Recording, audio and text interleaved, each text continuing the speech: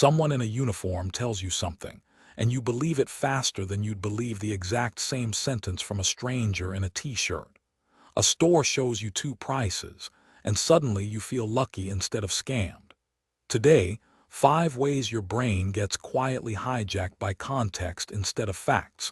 None of them require you to be gullible. They just require you to be human. A doctor tells a nurse to administer a medication that's clearly the wrong dose, wrong ear, written on a chart in a way that makes no sense. In a real recorded study, the nurse gives it anyway. Not because she's careless, because he's the doctor.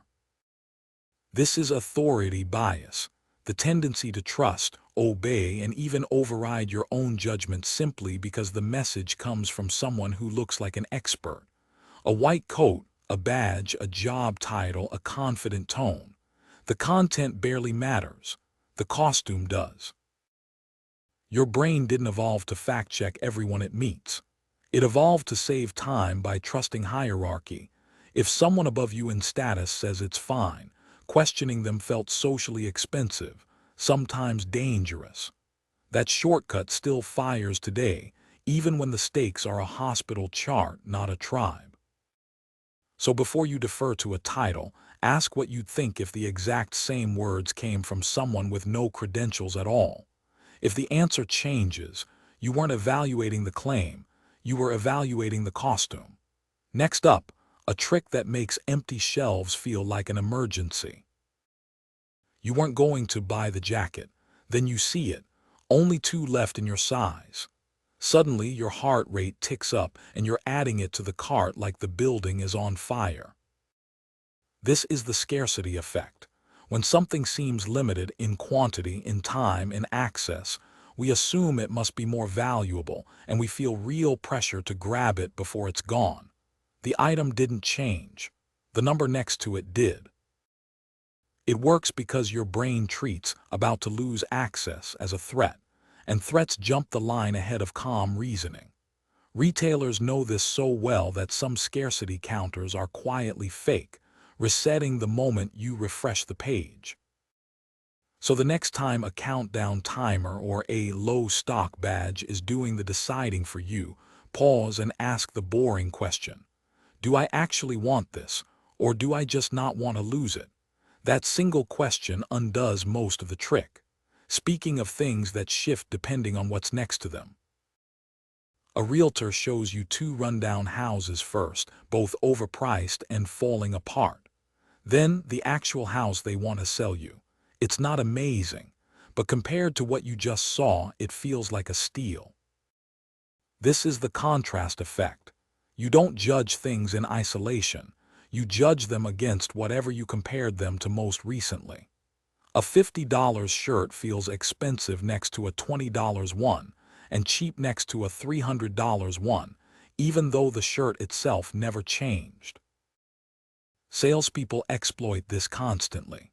Show the worst option first, or the most expensive option first, and everything after it gets graded on a curve that was rigged before you even walked in the door.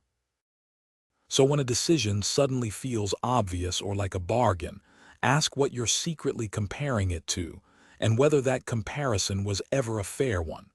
Next, what happens when you try to correct someone who's simply wrong? You show someone a fact that clearly disproves what they believe. Solid source, clean evidence, no ambiguity. And instead of updating their view, they dig in twice as hard. This is the backfire effect.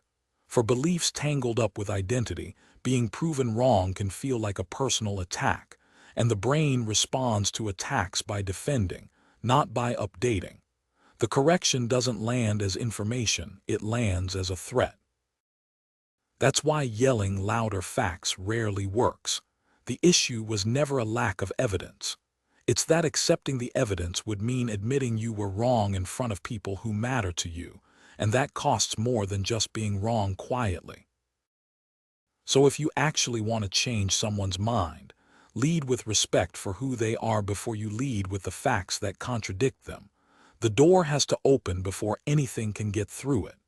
And our final effect explains why the past keeps getting better every time you remember it.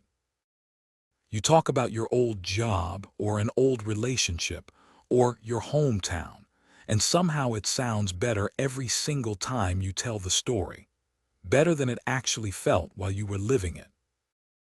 This is rosy retrospection. Over time, memory quietly edits out the boredom, the stress, the mundane parts, and keeps the highlights. The past isn't remembered, it's curated, usually without your permission.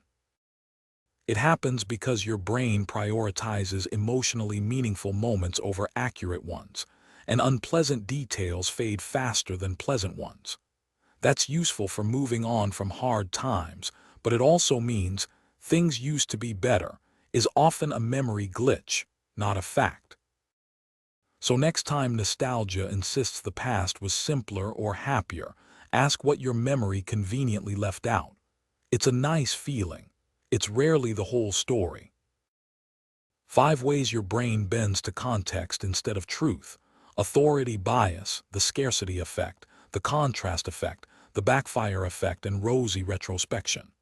None of these mean you're easily fooled. They mean your brain is built for speed, not for accuracy, and now you know exactly where to look. Subscribe for a new psychology breakdown every day.